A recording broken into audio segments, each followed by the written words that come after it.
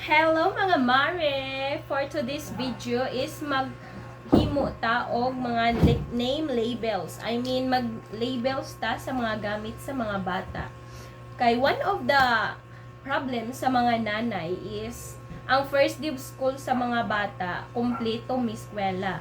But pag ulian na, nawala na ang uban mga gamit like sa mga pencils, crayons, and og uban pa. Kay dito sa eskwelahan labi na og mga small kids pa magduwa-duwa gadyo na sila magkarambulan ng ilang mga gamit sa eskwelahan. So dili nang uban dili na mauli.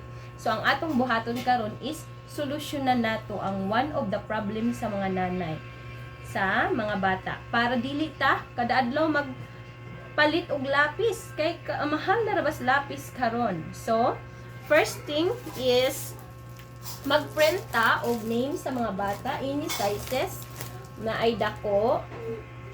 Then mag-print po ta og gagmay for the small nga gamit. And then we need a double-sided tape.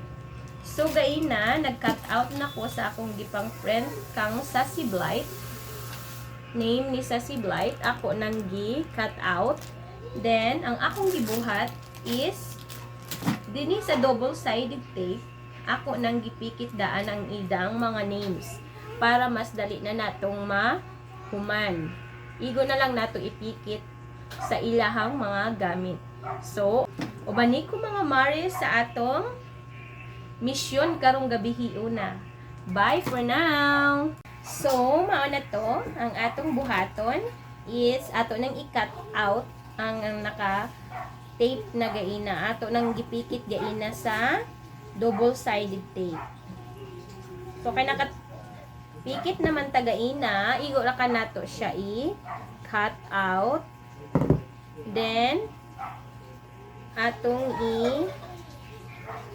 tangtangon ang another side. So mao na ni ato nang birahon. Then, ato nang ipa, pikit sa ilahang mga gamit.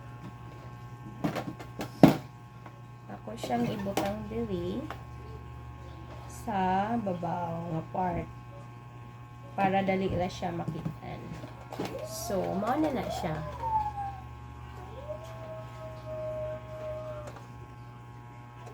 Dili na siya dali-dali. Mas nakagana sa double-sided tape is gabi gadun sa diya kakapikit. Dali ra nato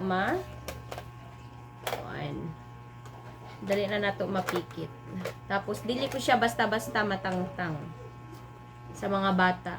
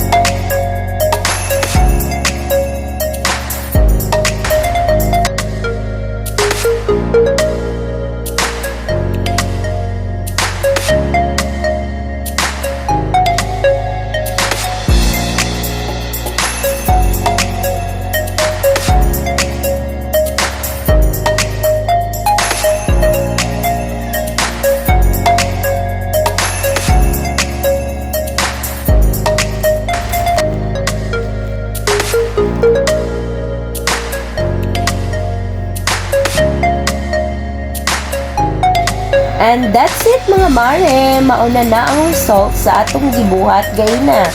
And then, nanay mga pangalan ang mga gamit sa atong mga anak.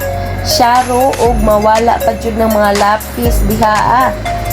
Then, ang iyahang kit O diba, ang mga colors giisa-isa jud og butang og label para dili jud mawala. And that's all for today's video mga mare. Thank you for watching. Bye-bye!